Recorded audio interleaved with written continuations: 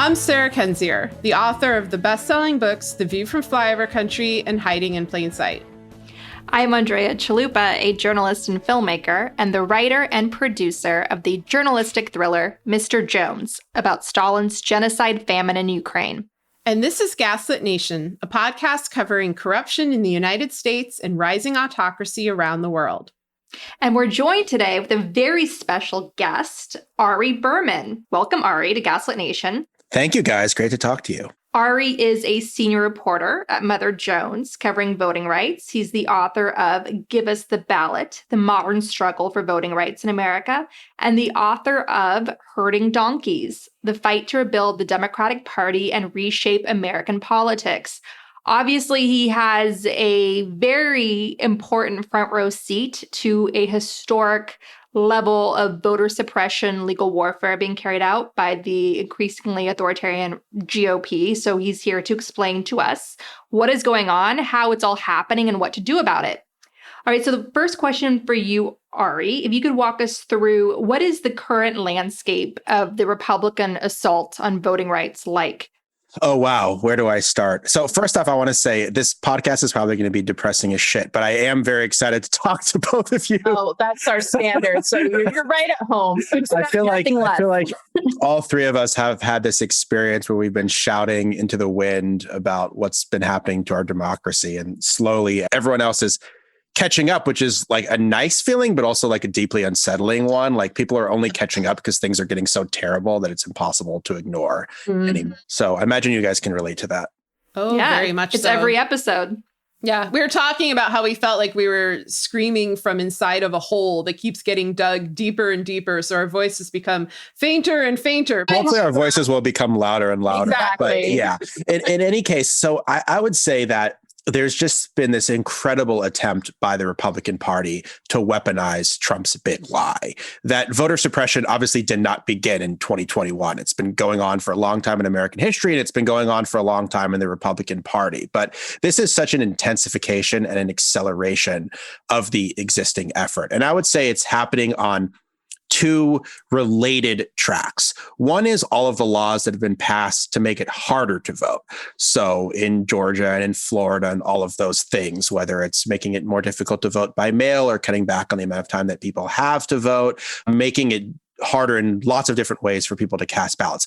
Then there's the related effort, which is just to try to overturn the election results altogether in routine matters of election administration. And those two things are related, but also kind of different. And the fact that they're happening at the same time, to me, is what's most chilling here, because we're basically setting up a situation where the Republican Party is doing everything they can to make it harder to vote.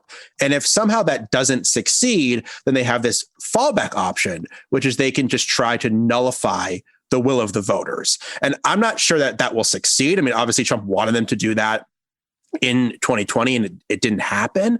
But I'm just basically very concerned that everything the Republican Party is doing right now is to try to succeed where they failed in 2020. Yeah, without question. And I read somewhere that if all of these laws had been in place for 2020, Trump would still be president. Yeah, I mean, it's hard to know in terms of how would people have adopted to the laws, right? But it's certainly true that a lot of people used voting methods that have been cut back on. A lot of people were sent mail ballots or sent mail ballot request forms that they're not going to get anymore. A lot of people use drop boxes that won't be available anymore. A lot of people voted through methods that are going to be more difficult. There's less time to vote by mail. There's more rules to vote by mail. There's less time to vote early in some states. There's new ID requirements. There's things like that that people won't be able to comply with. And then there's, of course, the fact that they're also intensifying control over how elections are run and managed. And so in certain states, like in Georgia, they have given the gerrymandered legislature a lot more control over the state election board and the power to potentially take over local election boards. And they're also some of the Republicans that they weren't great, but they actually did do their jobs and stand up to Donald Trump. And now they're being primaried or they've quit out of frustration. So there's this really toxic ingredient right now where the Republican Party at every level is marching in lockstep to try to get an advantage in future elections. And of course, you guys have studied authoritarianism around the world. That's exactly what happens in authoritarian countries. You try to rig the results so that you'll never lose power in the first place. Or if you are potentially voted out of power, the election results just won't be recognized. And I fear that's the situation we're heading in America right now. So I'm gonna ask you a question that sounds very simplistic, and I'm asking it because of the stuff we cover on this show. Sometimes we get questions that are so simplistic that you can tell the person is asking it because they're coming from a place of just disbelief, because his corruption is just so brazen and shameless. So my question is just to basically address anybody out there who's struggling with the weight of this corruption and how in your face it is. Why are Republicans leading an all-out assault on voting rights? Well, because they're trying to rewrite the rules or rig the rules for their own benefit, that they believe that they no longer appeal to a majority of Americans. So instead of reaching out to new voters, instead of reaching out to a diversifying America, they are trying to prevent new voters, prevent a diversifying America from participating effectively in the political process. And I think this is all being driven around the changing demographics of the country, that you have a country that is becoming more urban, more progressive, more diverse, and you have a Republican Party that is becoming older, whiter, and more conservative, a Republican Party that is in direct opposite to the changes that are happening in the country. And instead of trying to change their policies to appeal to more Americans, they are instead just trying to shut more Americans out of the political process. And I think that is what is driving this on a big picture level. Then I think if you drill down a little bit more, there were all of these grievances that Trump had about the election and all of these reasons why he claimed that the election was rigged. And they're basically legislating based on all of those things, that the very things that Trump's complaining about, whether it's mail voting or whether it's drop boxes or whether it's election workers who weren't sufficiently obedient to him. I mean, those are the exact kind of things they are now trying to legislate. And so it's both this big picture worry about where America is heading and that fact that they can't compete in that, but also on a more fundamental level, it's the fact that they are legislating based on the big lie and all of their priorities are being driven by it. And what impact will this have on the 2022 and 2024 elections? So that's a really interesting question. It's going to have a tangible impact in the sense that rules are going to have changed and become more restrictive in a number of states. So in places like Georgia, they did things like send absentee ballot request forms to all voters to encourage people to vote by mail. Secretary of State can't do that anymore. They had mobile voting units so that they could reach people who didn't have rides or had a hard time getting to the polls. Those things are no longer operative. There were a lot of drop boxes. There were 120 drop boxes in Metro Atlanta to drop your mail ballot off. Now there's going to be 20. There's going to be many fewer mail ballot drop boxes. There were big polling places like State Farm Arena in Atlanta was used as a polling place that was really worked very well because it was a huge basketball stadium that a lot of people could vote at a state that had 11-hour lines at various points in the last election. Those kind of things might be banned because counties can't accept private donations anymore. So there's lots of tangible ways in which voting has changed. And then the way that's less obvious is that when it comes to how votes are counted, there could be really major disputes in future elections in a way that didn't occur in 2020. So, for example, in Georgia, the gerrymandered state legislature kicked the Secretary of State, Brad Raffensperger, who stood up to Donald Trump, kicked him off as a voting member and the chair of the state election board, which oversees voting laws in the state. Now the legislature gets to appoint a majority of members to the state election board. So they essentially control the state election board. Then the state election board can take over up to 4 county election boards. So you could have the state election board, which is beholden to a gerrymandered legislature, take over election operations in the biggest and most Democratic counties in Atlanta, for example, if they view them as underperforming. Then there's also another provision that says there can be unlimited challenges to voter eligibility, that right-wing groups can try to challenge the eligibility of voters. So let's say there's a close election. Let's say Stacey Abrams is running for governor against Brian Kemp in 2022, and the election is decided by 5,000 votes. Well, what's the county election board going to do? How many challenges are there going to be to people's voter eligibility? Will the state election board get involved? Will the election be certified? All of these things that Trump tried to do in 2020 that he couldn't do, those are now on the table for future elections.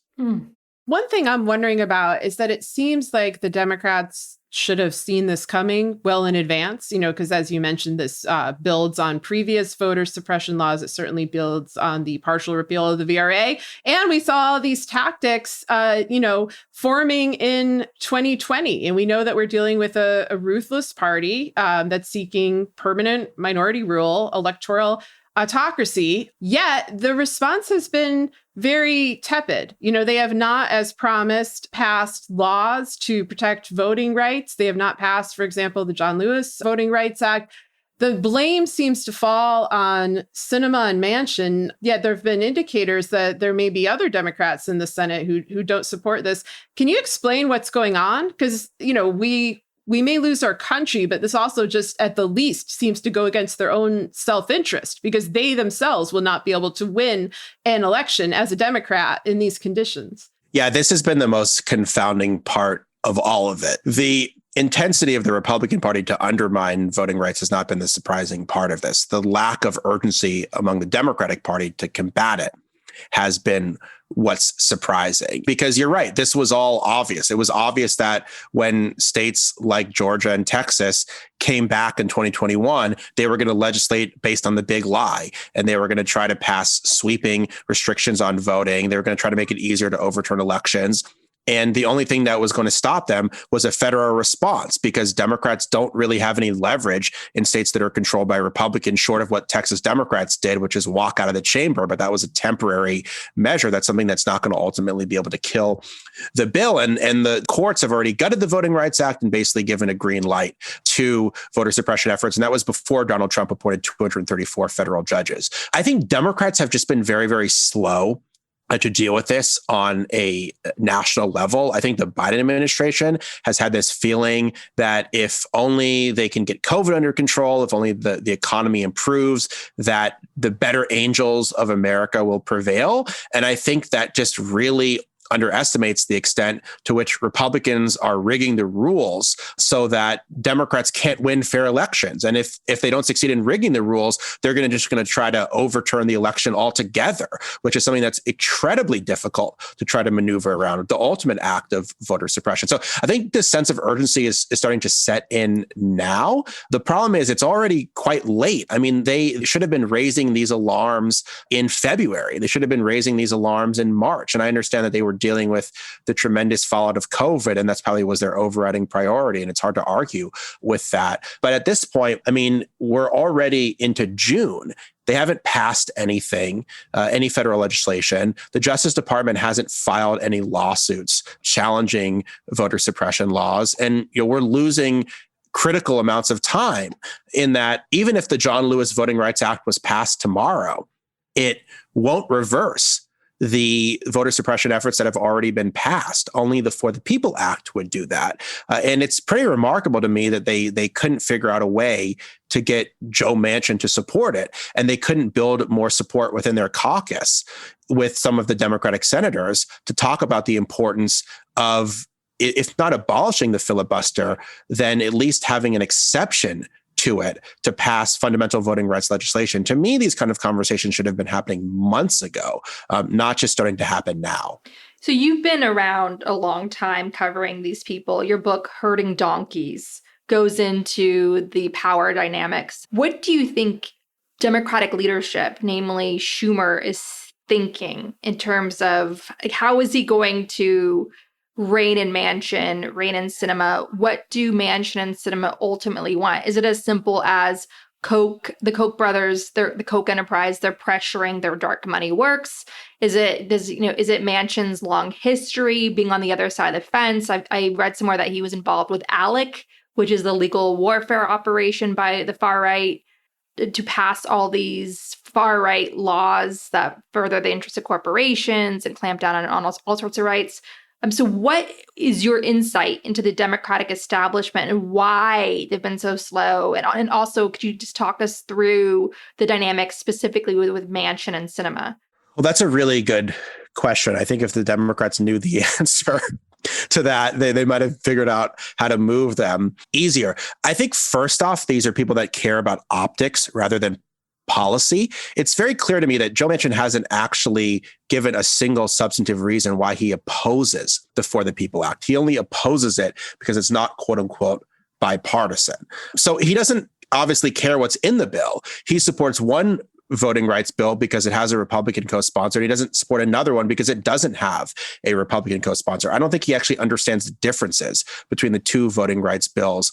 One he's supporting, one he's opposing. So I think the Republicans have just put a tremendous amount of pressure on him in West Virginia. So he feels like he has to appear bipartisan, even as Republicans, of course, are doing everything they can to try to prevent Democrats from ever winning another fair election. So there's just a complete aspect of asymmetric warfare here.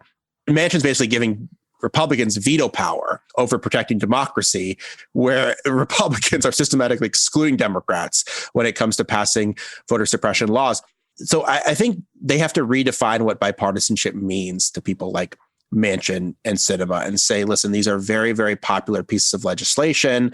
This is bipartisan in terms of the voters that support it. Might not be bipartisan in terms of the Republicans, but how can you expect Republicans to support voting rights legislation when they are the ones who are suppressing the votes? I mean, it makes no sense why they would support voting rights legislation when the overriding goal of their party is to make it harder to vote. And I also do think if you look at their constituencies, I mean, clearly they spend a lot more time worrying about big business, worrying a lot more about conservative interests than they do about progressive activists. And it's definitely true that dark money groups have spent a lot of time targeting them. We reported a story in Mother Jones a few weeks ago where Heritage Action for America, which is a sister organization of the Heritage Foundation, we had this leaked video where they basically talked about how they were writing all of these voter suppression bills. And one of the things they've done is they've targeted Joe Manchin. They've run ads against him. They've gone to West Virginia and held rallies against him. And there's this whole apparatus on the right to try to influence people like Joe Manchin and basically to turn popular legislation, which the For the People Act is, into unpopular pieces of legislation. And ironically, that's an argument for the People Act because it would crack down on the kind of dark money that's influencing people like Joe Manchin. But I do think that basically all the pressure on them has come to bear basically from the right, as opposed to putting a lot of pressure on them from the left. There's been more on Sinema because Arizona is more diverse and more progressive than West Virginia is. But generally speaking, they're worried about their right flank, not their left flank. So Sinema can't get reelected unless she brings that right flank with her.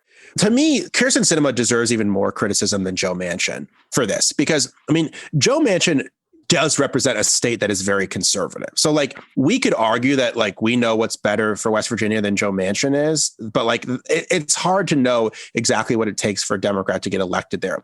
Kyrsten Sinema represents a state that Democrats won in 2020, that elected a Democratic senator in 2020, that is changing demographically in a way that favors Democrats. It is also a state that has been an epicenter of voter suppression efforts. I mean, the audit, the so-called audit, the fraud is taking place in her own backyard because of the fact that her state is much more of a swing state than West Virginia, and the fact that Arizona Republicans have been spending much more time trying to suppress votes than Republicans in West Virginia, where it's already a red state. And the fact that Sinema won, not because of her right flank, but because of all of the work of younger activists, of progressive activists to get her elected. Those are the people that were knocking on doors. Those are the people that were spending the most time on her behalf. And she just completely turned her back on them. And, you know, haven't heard her say anything denouncing voter suppression laws. I haven't heard her say anything denouncing the audit.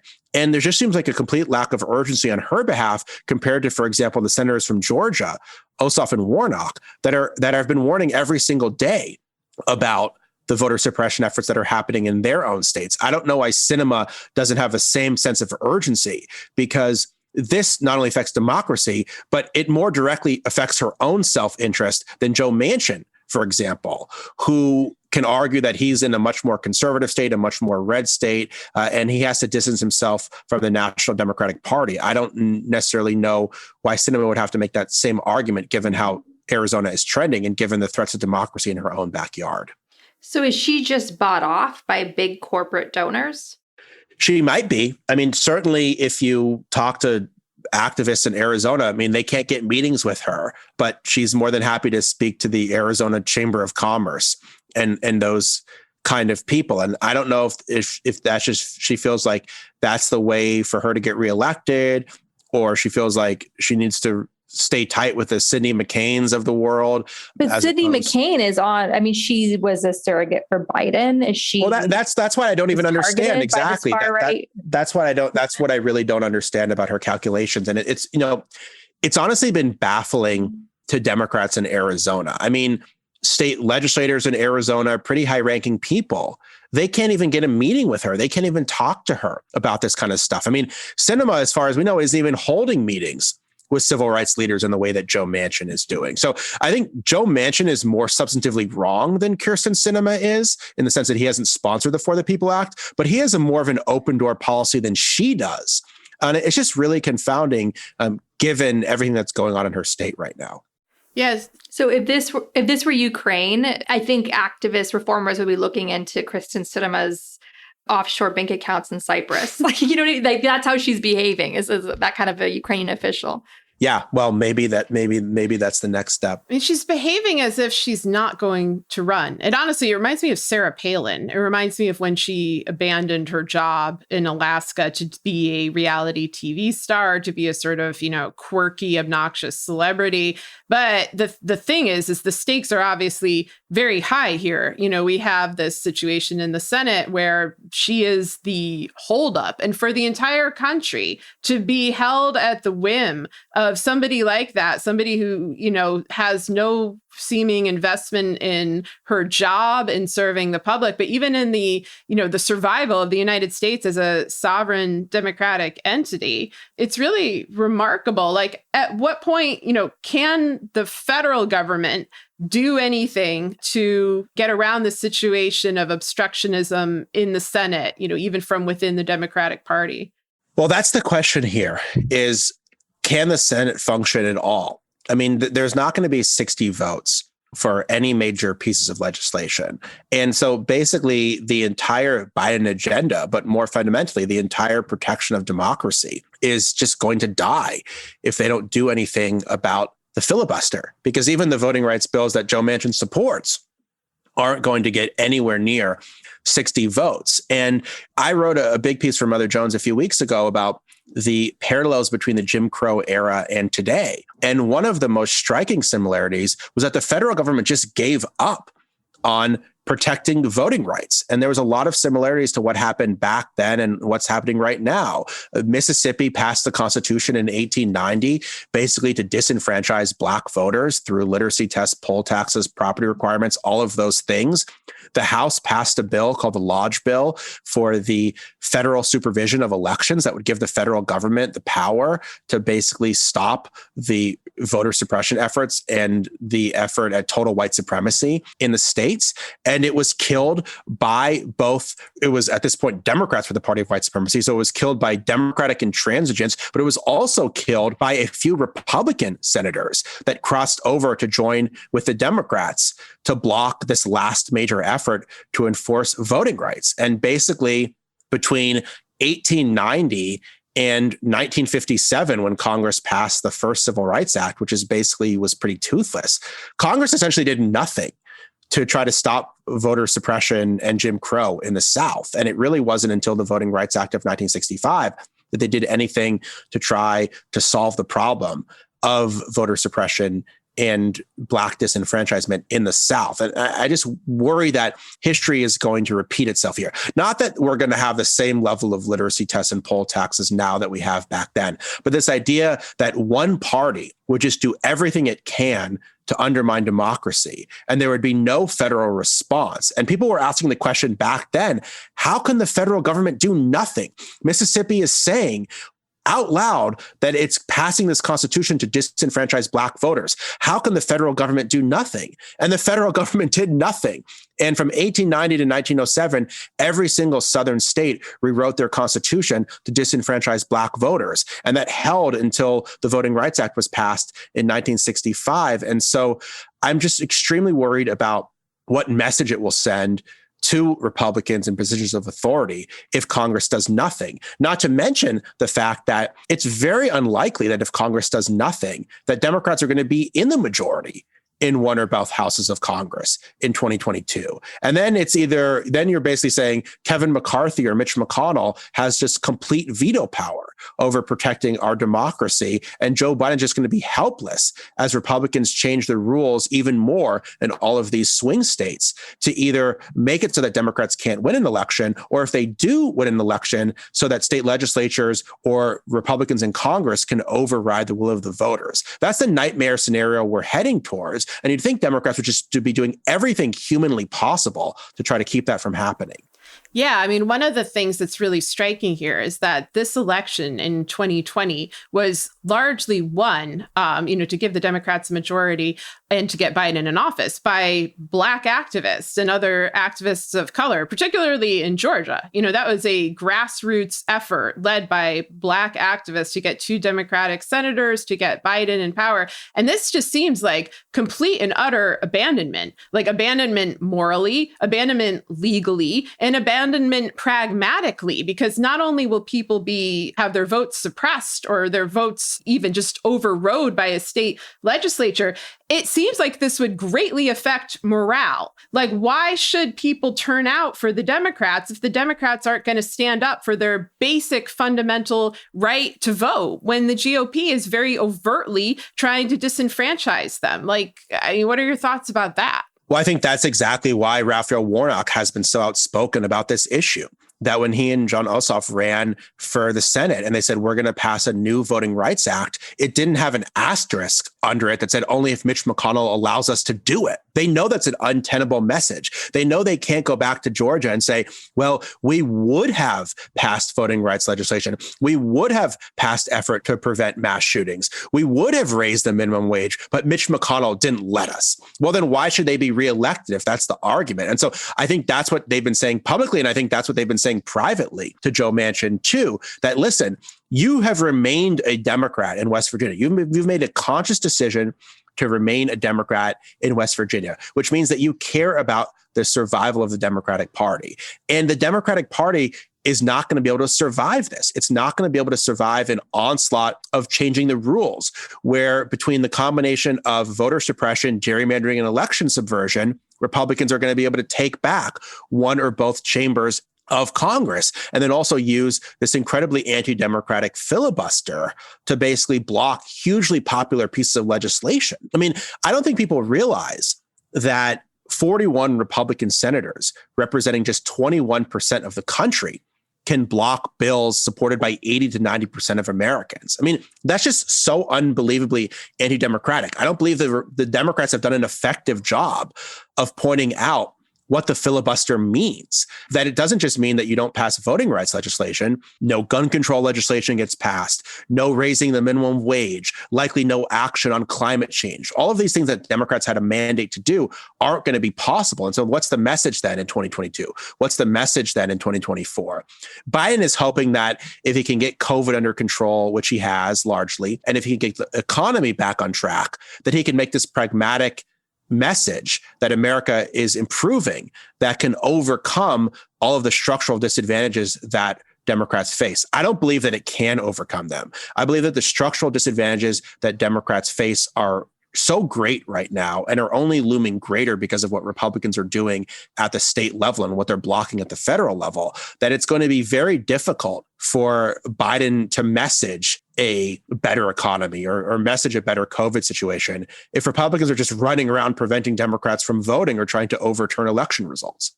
Hillary tried to run on the same message in 2016, that America is doing great, it's a strong economy, and people just punished that. They punished the establishment, or so they thought, in the ballot box. It was that same sort of angry Brexit voter rage. So yeah, we're in for a big shock to the system in 2022 if they don't do something about this. So in terms of what Biden can do, you mentioned the DOJ suing some of these Republican-led states and their voter suppression laws. What could Merrick Garland do to protect our elections in 2022 and 2024? Well, they could sue states like Georgia and Florida and presumably Texas whenever its voter suppression law passes, which both would put the firepower of the federal government on their side, but also might potentially send a message to other states that if you're considering this kind of thing, we're going to oppose it. Now, I think there's only so much they can do because their hands are really tied by the gutting of the Voting Rights Act. All of these southern states don't have to submit their voting changes anymore, so they don't have a way to block these laws ahead of time. And also the fact that the Supreme Court any day now could further weaken the Voting Rights Act in a case out of Arizona. And so they are proceeding very cautiously because they're worried about what's happening to the Voting Rights Act. And they're worried that even if they do sue these states, it's going to take a long time for litigation.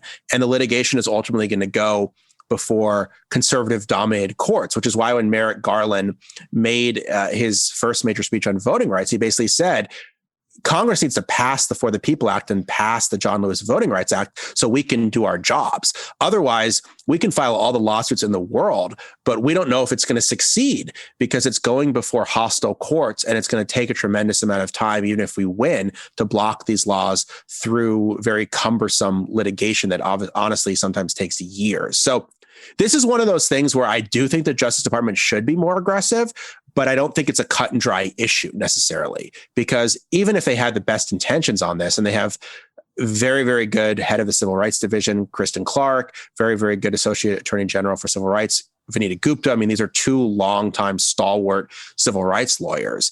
Even if they have the best of intentions, there's only so much they can do before a hostile judiciary and with little to no voting rights protections in Congress. And that's why ultimately I think the federal response is going to have to come from Congress, not the administration. And that's what's missing right now. Yeah. So what we always say with authoritarianism, the judiciary are the cage bars on the democracy. Ukraine is suffering from like a lot of those corrupt judges too. So in terms of Biden, so let's say Congress, like Chuck Schumer can't get Manchin and Sinema to finally come to their senses and do the right thing for our democracy. What are we left with? Could Biden pass executive orders to at least ensure that we have some protections in place so they can't get away with the big lie in 2022 and 2024? He could do some stuff at the margins, but the problem in our system is that states have a tremendous amount of flexibility in terms of how to run their elections. And then there's certain power that's given to Congress when it comes to regulating federal elections. And that power is not given to presidents. So Biden has to work, again, kind of with his hands tied on this issue. I mean, they could increase efforts to try to register new voters. They could increase monitoring of elections through the Justice Department.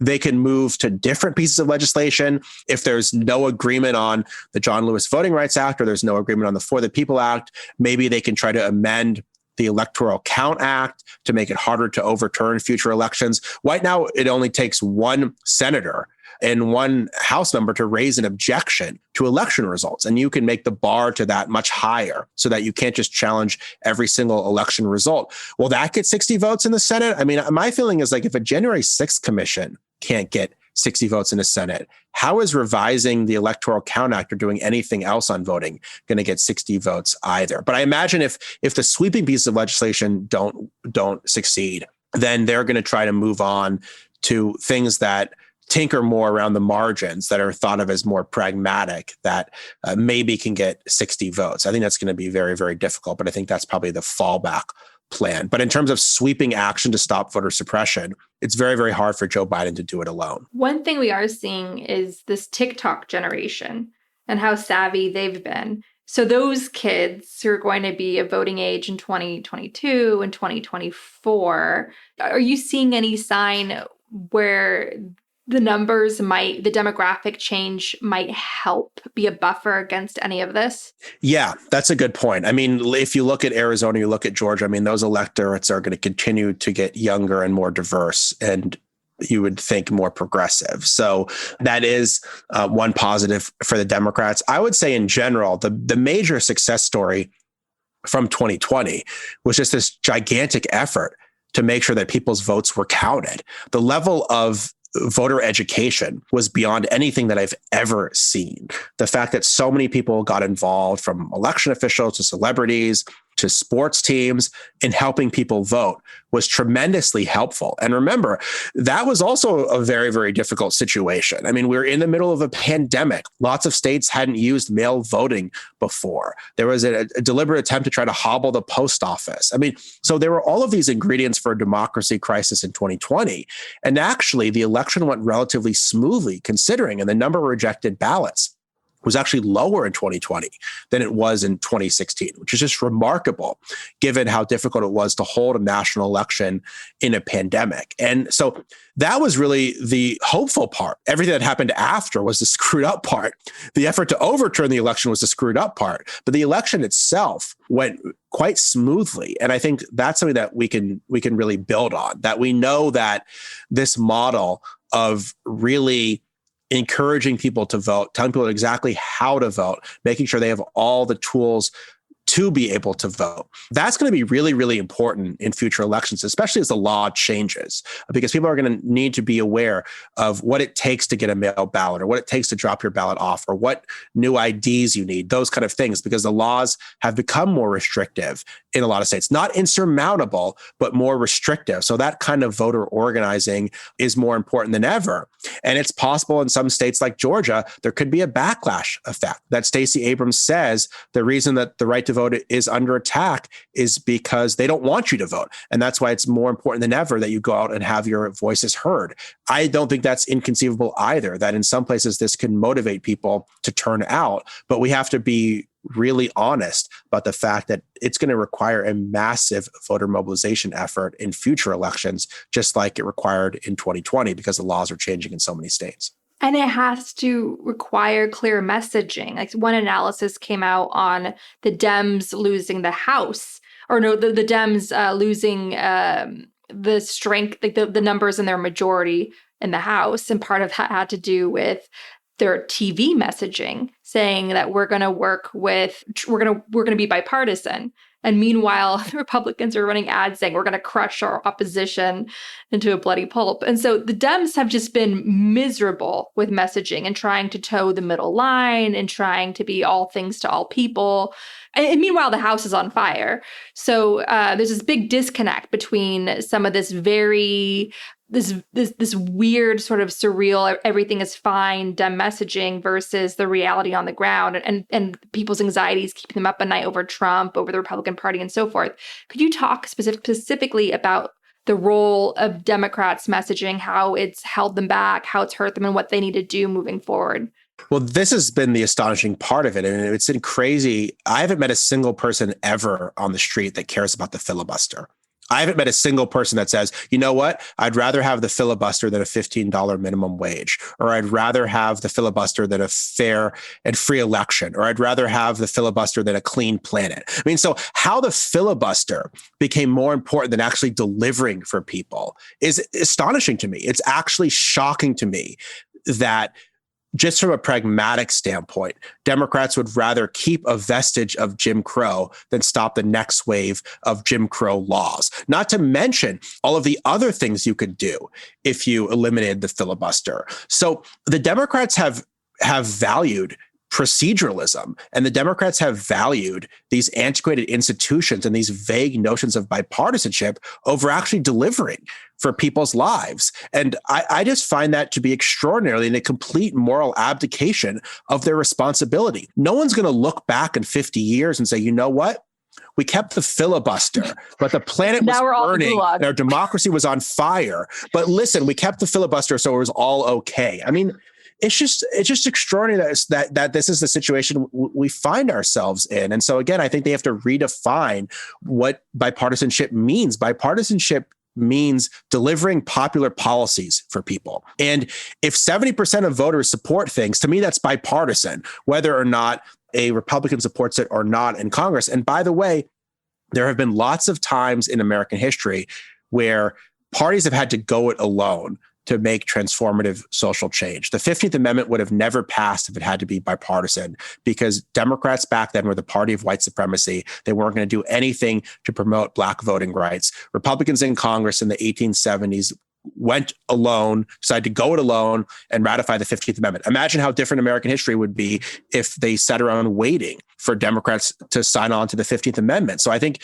Democrats have to realize that, yes, it would be nice to be bipartisan, but saving our democracy, saving our economy, saving our planet is a lot more important than whether or not Pat Toomey or Mitch McConnell support something. Is Chuck Schumer just weak?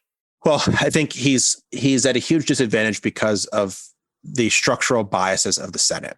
That right now, Democrats, it's 50-50 in the Senate, but Democrats represent 41 million more people than Republicans. So the Senate is so unrepresentative that the only way Democrats can get a majority in the Senate, and they barely have a majority right now, is to win in places like West Virginia, and then to win in swing states like Georgia and Arizona. So that leaves Schumer almost no margin for error, whereas Republicans basically don't have to win in these places. Yes, there are some Republican senators from places like Wisconsin and Pennsylvania that are toss-up states. But Republicans can get 41 votes, which is all they need to block things with a filibuster, entirely from rural, deeply red states that are disproportionately represented because of the structure of the U.S. Senate. So I think Schumer has these structural impediments, which to me would make it more important than ever to try to get rid of the filibuster, because you'll never get 60 votes given just the crazy pro-rural, pro-white, pro-Republican biases of the Senate that already exist. So it was always going to be very, very difficult for him to do a lot of things. I thought that on some things, like voting rights, would be viewed as so fundamental for democracy that they would at least have everyone in line. Then they would have to make an argument that, okay, we need to change the rules, at least, or have an exception to the rules to do this, to be able to protect democracy, because it's so fundamental. And that's been the argument that has really been lagging, that not only have they not gotten Joe Manchin to support the For the People Act, but they seem to be well short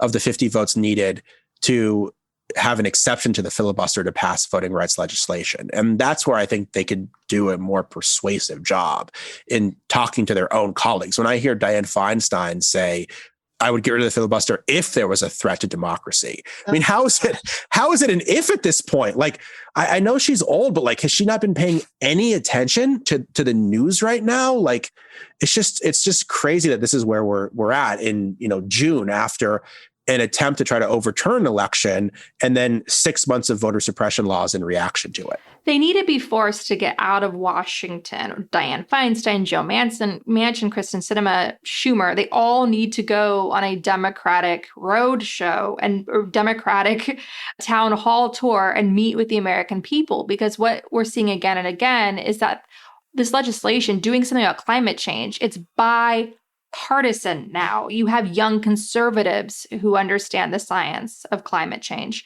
And so it seems like there's this thing where they just have to get out of their little clubhouse and go out among the people. And Schumer could force that. Schumer could embarrass them, challenge them, and say, we're going to be doing events. We're going to be doing town halls. We're going to be united. We're going to be going to these key districts. We have to do this as a party. And we're going to sit down and talk to real voters. Instead, you have video over the years like Dianne Feinstein running from activists of the Sunrise Movement. It seems like some of them are way too cloistered and not understanding or just or happily out of touch with what's going on the ground because they're just too rich and too old, and they're not going to be impacted by the actual consequences of their inaction. Yeah, I mean, I think the party needs fresh blood. And new blood. I mean, I think it's not a coincidence that all of the freshman Democrats elected to the Senate have been very strong supporters of voting rights and have been very strong supporters of changing the Senate rules if necessary. And even Mark Kelly in Arizona has been much more outspoken on voting rights issues than Kyrsten Sinema is. And he has to run again in 2 years relative to she's not even up till 2024. And so I think the new people there, both in the House and in the Senate, sense the urgency here. They've been in the communities more recently, but I think a lot of the people that have been there a long time have just been sucked into this complacency where this vague, vapid notion of bipartisanship just completely trumps delivering for people. And I think that's just the completely wrong approach to politics. And to me, Democrats need to take a page from Republicans and start pressuring some of these people and running primary challenges against them and getting more disruptive with them. And there should be sit-ins at the offices of Kyrsten Sinema and Joe Manchin and Feinstein. I mean, she's from California. I mean, this should be a no-brainer. I mean, so I just think that and there needs to be a pro-democracy movement around these issues. So it's not just viewed as this kind of white elitist inside the Beltway type thing, but there's a real sense of energy and urgency around it. And I think that's building. But I also think that a lot of people have moved on with their lives since Trump was gone and haven't recognized that threats to our democracy have only gotten greater, not better since then. Are you aware of any groups that have any sort of plan to finally start organizing sit-ins and taking it to the cloistered Democratic establishment?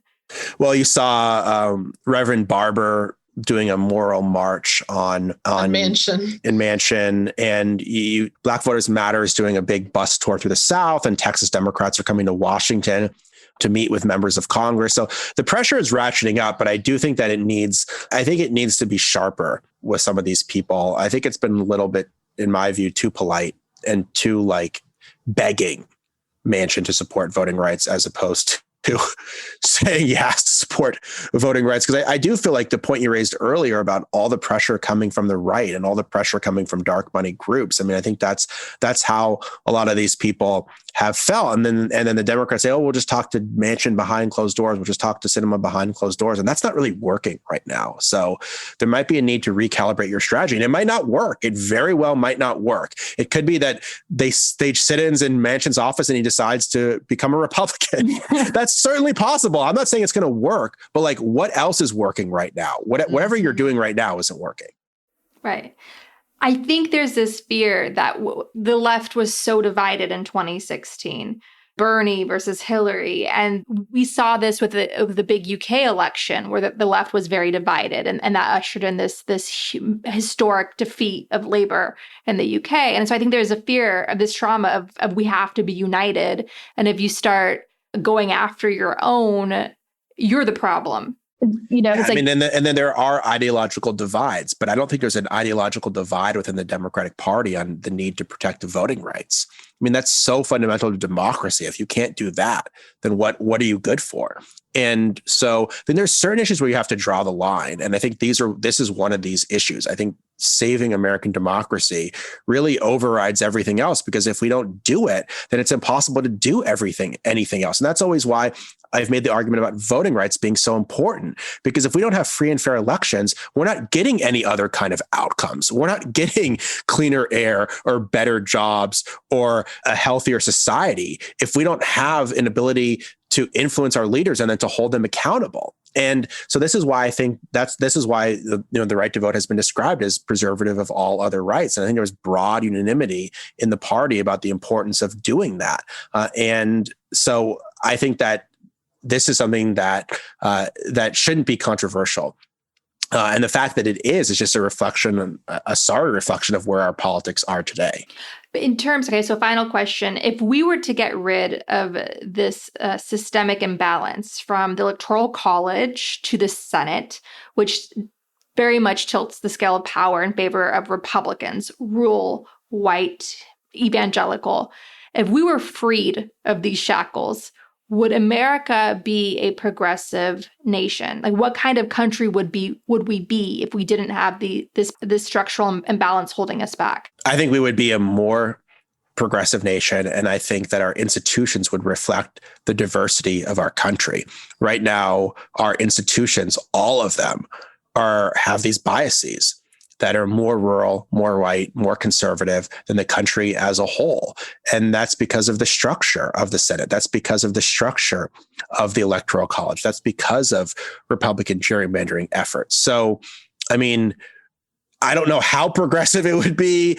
I don't know that it wouldn't guarantee that Democrats would always win in elections, but it would guarantee that Republicans would have to reach out to more voters in order to win elections. And it would mean that younger, more diverse constituencies would have a lot more political power, and our institutions would reflect the changing nature of our country as opposed to being a barrier to the changing nature of our country. And now a special message from Stacey Abrams and Fair Fight Action on the urgent importance of calling our senators to demand they pass the For the People Act. Call your senator today. What I talked about over and over again is that we have to negate the attacks that are anti-voter, that are anti-election worker, and that are anti-democratic. And that's what we're seeing sweep these states. And it is only going to be through federal legislation that we can negate or mitigate the harms being created at the state level. And that means that we need Congress, especially the U.S. Senate, to step up and take action. I am endorsing the fact that we now have a list of priorities and that Joe Manchin is at the table and he's part of the conversation. It's an important step forward as we try to protect the freedom to vote and protect access to the vote. I think that he makes common sense opportunities available for compromise. And while there's, of course, going to continue to be negotiation led by Leader Schumer and other senators, it is a critical step forward and one that we should celebrate. When people attack our democracy, those who are the victims usually rise up and demand that their access be restored. And that's why we're pushing for a hot call summer where every single day, young people in particular are going to be reaching out across this country, calling their U.S. senators to action, calling them to do what must be done and protect our democracy.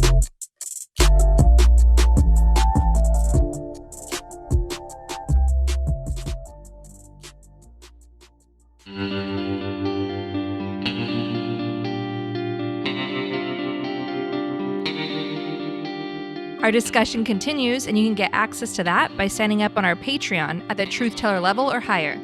We want to encourage you to donate to your local food bank, which is experiencing a spike in demand. We also encourage you to donate to GLAAD, an organization on the front lines of fighting for the rights of LGBTQ people at a time when they, especially trans people, are under attack by repressive and harmful Republican legal warfare. Support their critical work at GLAAD, GLAAD.org. We also encourage you to donate to the International Rescue Committee, a humanitarian relief organization helping refugees from Syria. Donate at rescue.org. And if you want to help critically endangered orangutans already under pressure from the palm oil industry, donate to the Orangutan Project at theorangutanproject.org. Gaslit Nation is produced by Sarah Kenzier and Andrea Chalupa. If you like what we do, leave us a review on iTunes. It helps us reach more listeners. And check out our Patreon, it keeps us going. And you can also subscribe to us on YouTube. Our production managers are Nicholas Torres and Carlin Daigle. Our episodes are edited by Nicholas Torres, and our Patreon exclusive content is edited by Carlin Daigle. Original music in Gaslit Nation is produced by David Whitehead, Martin Vissenberg, Nick Farr, Damian Arriaga, and Carlin Daigle. Our logo design was donated to us by Hamish Smith of the New York-based firm Porter. Thank you so much, Hamish. Gaslit Nation would like to thank our supporters at the producer level on Patreon and higher: Sean Rubin, Todd S. Perlstein, Pat, Kenny Main, John Schoenthaler, Frank Jacquette, Ellen McGirt, Joel Farron, Larry Gasson, Erica Moore, Karen A. Deal, Nico Phillips, Brian E. Castor, Lex Reed, Andrea Scalzo, Malicia Howland, Karen Heisler, Jordan Sanders, Ann Bertino, Rachel Winder, T.R. Dunstan, Kim, John Millett, David East, Shannon Nacy, Ida, Chris Fellow, Jody Pop, Kristen Bredimus, Ben Wheaton, Joseph Mara Jr., Rich Holcomb, Thomas Scheibe, Kelsey Malsom, Julie Matthews, Meganopolis, Mark, Matthew Womack, Sean Berg, Kristen Custer, Tracy Ash, Benjamin Galuza, Kai Gillis, Sharon Hattrick, Irv Robinson, Keith Goldschach, William Barry Reeves, John Atris, Richard Smith, Emmy, Kevin Gannon, Sandra Collins, Katie Masuris, John Laughlin, Jeff Thompson, James D. Leonard, Evan Rosemore, Leo Chalupa, Carol Golstad, Michael Wooldridge, Crimer No Criming, Jason Benke, Joe Darcy, Ann Marshall, Jeremy Lewis, Shriegve, Christine M., D.L. Singfield, Matt Perez, Nicole Spear, Kelly Ranson, Brian Tajudin, Christy Vitale, Maureen Murphy, Michelle Dash, Jens Eilstrup Rasmussen, Dorothy Kamerick, Victoria Olson, Alabama, ZW, Lisa LaFlame, Jason Bainbridge, Catherine Anderson Karina, Sarah Gray, Mike Tripico, Diana Gallagher, John Ripley, Ethan Mann, Jennifer Slavic, Yay Itzma, David Porter, Kate Cotton, Kim Mellon, Leah Campbell, Lynn Schneider, Jared Lombardo, Karen Humphreys, Giles Boquet, Ann Marshall, Irina Guardia, Eric Kaplan, Sonia Bogdanovich. and Tanya Chalupa. Thank you all for your support of the show. We could not make Gaslit Nation without you.